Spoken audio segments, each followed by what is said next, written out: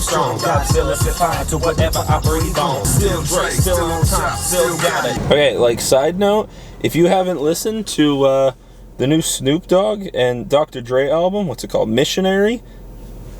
Really good. I was excited for it to come out and definitely did not disappoint. Probably my two favorite songs on the album are Out of the Blue. It's D-A. Out of the Blue. And Thank You. Those two are really good, so definitely go ahead and check those out. But, nevertheless, what is going on, guys? Welcome to the video. Hope you guys are all having a fantastic day. It is a cold-ass Friday? Is that what it is? It is Friday today. It is Friday, January 3rd. We are into 2025 now, which is absolutely wild to think about it. But it is a cold January 3rd today. Does anyone else live somewhere cold and just dress absolutely inappropriate for the weather? Like it's minus 30 right now. Like it's minus 30. It's very cold today, and I have a sweater on, some joggers, and some Converse. They are winter Converse though, so that's a little bit better. But I always just dress inappropriately for the winter because I'm like, you know what? I'm coming from my house into the car, into the gym, back to the car. I'm not going too much, but I probably should still wear a jacket. But nevertheless, welcome to the video. In today's video, we are going to be talking about deloads a little bit. Currently, I am in my deload week right now, going into my next training block. So this is my last devolume session today. Then I have 2 rest days, and then on Monday, I will be going into my new training block. So I thought that I would take this opportunity to go ahead and kind of talk about deloads a little bit, talk about kind of when you need to deload, talk about, you know, if you need to deload or how to know when you need to deload, and then talk a little bit about actually how to deload. Like, should you just reduce all of your weight for the week? Should you take the entire week off from the gym? All of those sorts of little things. So we're actually going to go in here and hit, like I said, my last devolume session for the week. It's just going to be a pull workout with a little bit of a reduced volume, hence the name devolume session. So I'm probably going to do like a little bit of a voiceover of the workout and kind of talk a little bit about deloads as you guys kind of go ahead and kind of watch me do that devolume session. So trying something out a little bit new, trying a new kind of style of video today. But nevertheless, that is enough of me rambling. Go ahead, sit back, relax, and enjoy the video.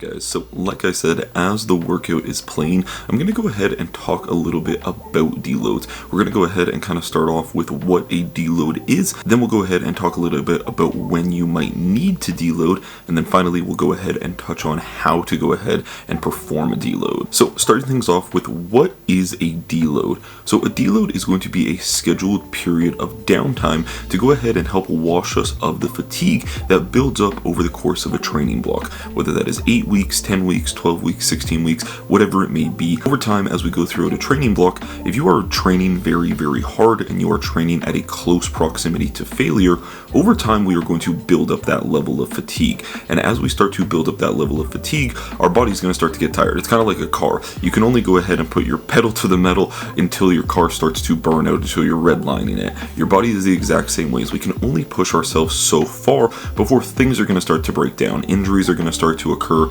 Your performance is going to start to go into the tank a little bit, and we need to go ahead and take that time so that we can drop that fatigue to send us back into a good position to be able to push that progression again. So like I said, essentially a deload is just going to be that scheduled down period where we go ahead and we ease off a little bit, we take our foot off the gas a little bit in order to allow that fatigue to drop so that we can go into that next training block or that next training phase, whatever it may be, feeling a lot fresher and able to push that progression. So when do you know when you need a deload? So this is going to definitely vary person to person. Some people I find need a deload after only 8 weeks of training hard. Some people need a deload not until 16 weeks of training hard. So it's going to vary and depend person to person. A couple of things that are going to factor into this is obviously going to be how much volume you are currently doing. If you are someone who trains with a lot of volume, you might need to deload more frequently than someone who is training with a little bit less volume. So if you're doing 4 working sets sets on every exercise,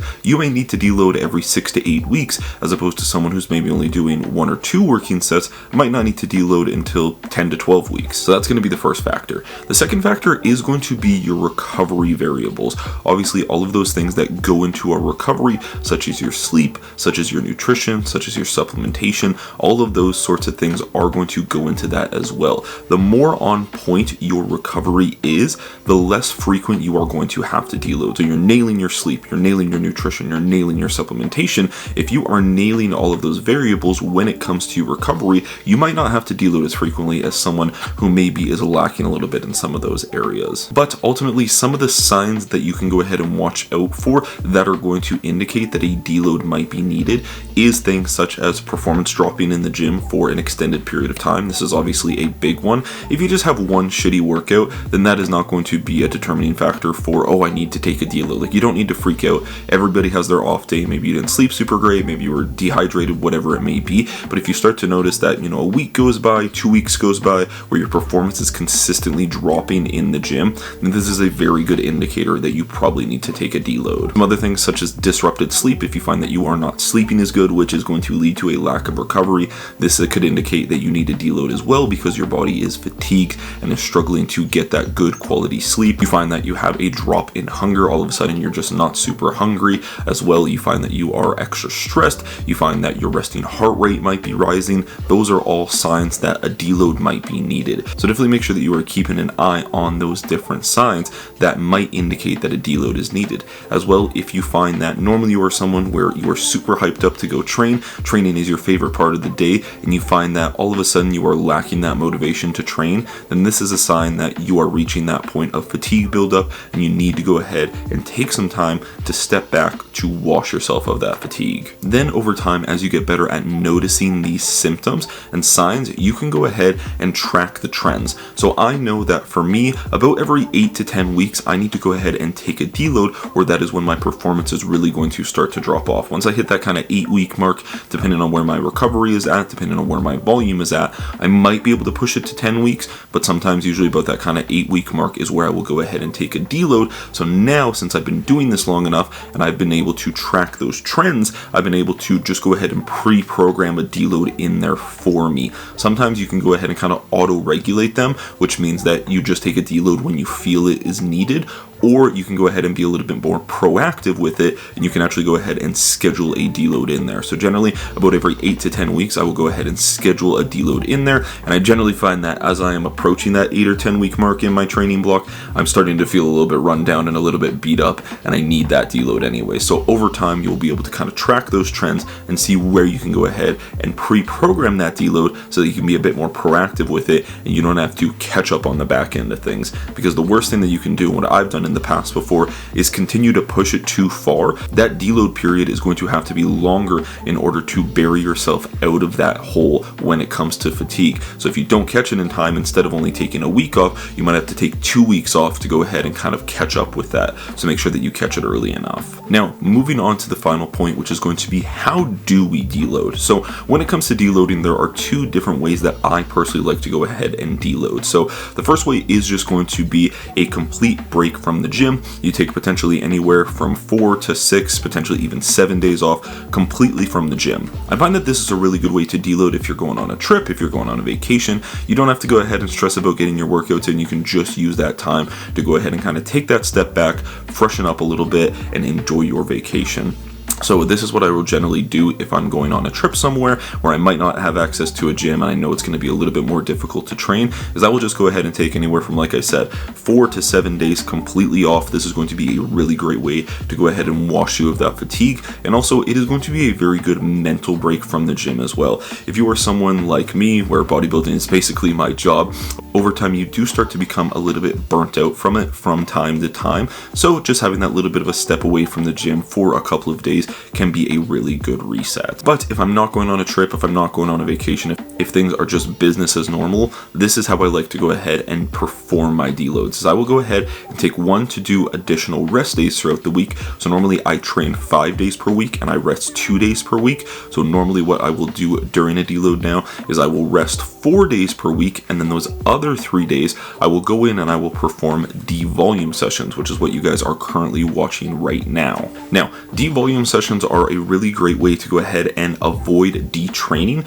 which means that basically if you don't go ahead and train for a week, you're probably going to go back into the gym and the weights are going to feel relatively heavy, and you might find that your performance for that first week coming back off of the deload isn't at an all-time high. So I find that still having these devolume sessions in there are a great way to avoid detraining, so that when you go in the following week, your performance can just start to go up from there, and you don't have to worry about kind of having that 1 week of moderate performance before going into that super compensated performance. So that's one of the reasons that I like to go ahead and do the devolume sessions. The other reason that I like to go ahead and do the devolume sessions as well is just personally I find that the gym is very good for my mental health, so I do still like having a couple of days where I will go to the gym instead of just sitting around at home for a week. Like I said, if you're on vacation, then you don't really have to worry about that because you're on vacation doing fun stuff, so you take a week off, it's not going to be the end of the world. But if you're just sat at home, it's business as usual, your routine is as normal, you might find that you're starting to get a little bit stir crazy after a couple of days if you're just sitting at home doing nothing. So this is where these devolume sessions